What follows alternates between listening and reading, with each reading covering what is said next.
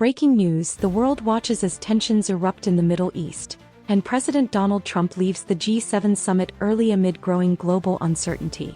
At what was meant to be a meeting of global unity and diplomacy, President Trump made headlines not for what he said but for why he left. On the second day of the 2025 G7 summit in Canada, President Trump abruptly exited, cutting short his attendance to deal with an explosive new crisis: a full-scale military confrontation between Israel and Iran. Much was accomplished. But because of what's going on in the Middle East, President Trump will be leaving tonight after dinner with heads of state. The catalyst? A surprise Israeli air offensive targeting Iran's nuclear infrastructure and military leadership, including uranium enrichment sites in Tehran. Iran responded with a massive missile barrage, launching hundreds of drones and rockets at Israeli territory, igniting fears of an all-out regional war. Iran cannot possess a nuclear weapon. I've said it repeatedly. Everyone must leave Tehran immediately before it is too late. President Trump issued a dire warning to civilians in Tehran, urging them to evacuate.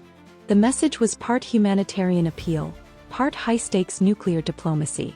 Back in Canada, Trump refused to sign the G7's proposed joint statement calling for de-escalation, exposing deep divides among allies. We must urge calm and diplomacy. But the United States has chosen a different course.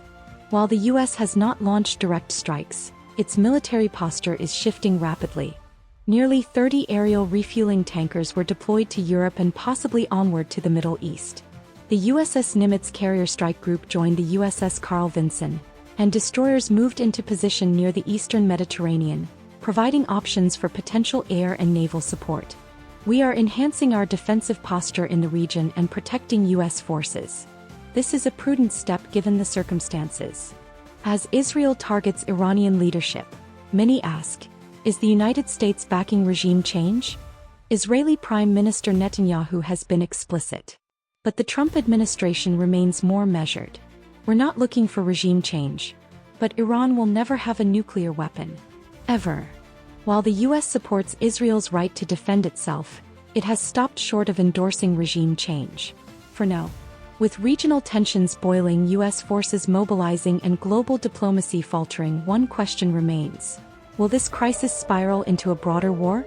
President Trump's early exit from the G7 summit signals the seriousness of the conflict and the high stakes of America's next move. Stay with us for continued coverage as this story develops.